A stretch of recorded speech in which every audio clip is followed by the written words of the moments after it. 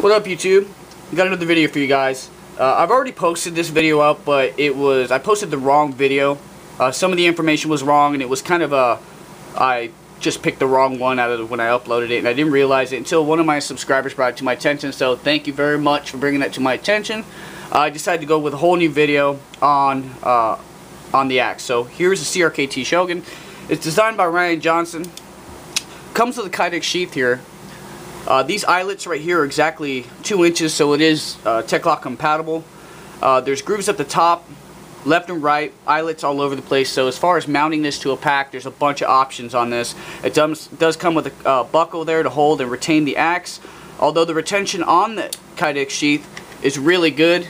This axe weighing in at 1 pound 8.6 ounces, running around, it could fall out on you, but I doubt it. But it's always good to have that buckle there to make sure nothing happens there. Let's take a look at the Chogan here. Overall length of this guy is 14 inches. Like I said, it's 1 pound 8.6 ounces. The cutting surface here is 2.63 inches. The width of the blade stock is 0.23 inches. They're using a SK5 Carbon Steel that's 54 to 55 on the Rockwell there. Black powder coat finish on the entire axe there. And it's a full tang, so the whole one solid piece of metal from the head of the axe all the way to the pommel here.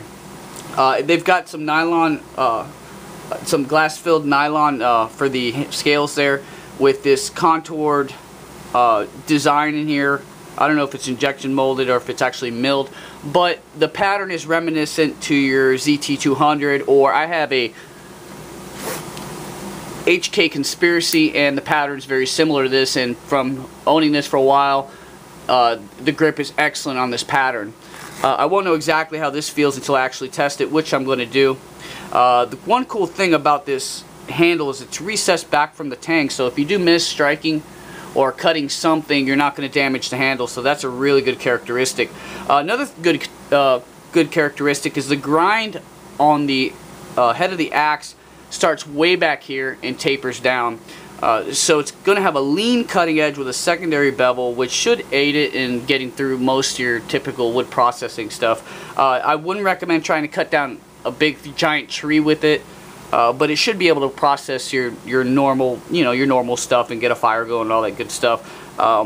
This would be a really good option for a bag in your car, just a bug out just in case type of thing, because it'll handle a lot of small tasks. So really good. The ergonomics seem to feel really good so far, but I'll have to test it. If you're going to use this axe, I'd recommend using gloves. That way you don't burn up your hands, because I don't care what type of design on the handle has or whatever. Using something that weighs over a pound, swinging it into something hard will cause your hand to fatigue and hurt after a while. So I mean, use gloves. That would probably be the best thing there. Like I said, I will be testing it. And I'm going to be testing it against a couple other tactical axes I just recently got in the mail.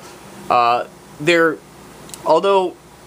this is going to be totally different than the other tactical axes as far as the shapes go, it is considered a tactical axe, so I'm going to go ahead and compare it to the other ones.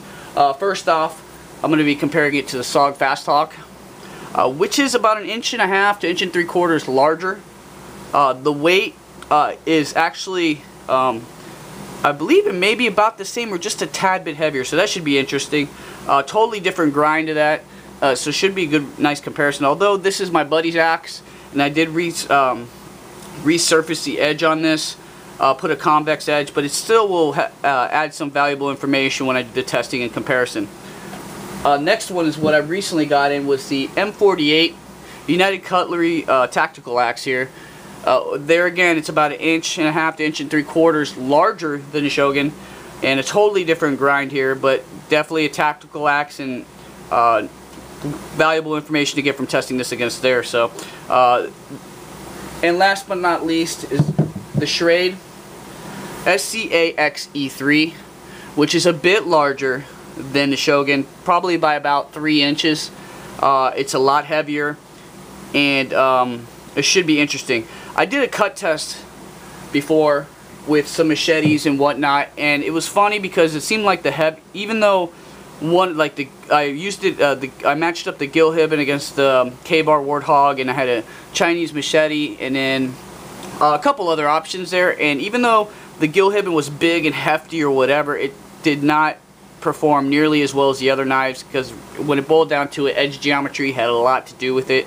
And by looking at the CRKT Chogan, they really did their homework with this as far as that grind on the head, so I imagine that this will fare very well against the other axes, and it'll be interesting to see.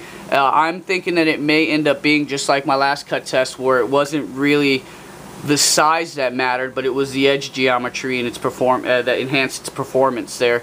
And then it being lighter and more compact may have something to do as far as fatigue and just you know, getting a good purchase and just comfort of using. So anyway, should be an interesting test. Just stay tuned. I'm going to be trying to get that filmed this weekend. If not, I'll have it posted up next weekend at the latest. So guys, stay tuned. I apologize about the first video there if you've seen that.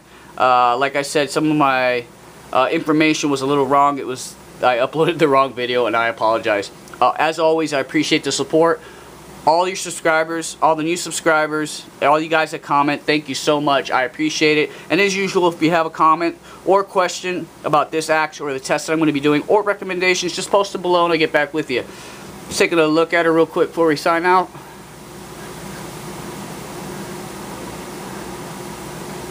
Have a good night, guys. Peace.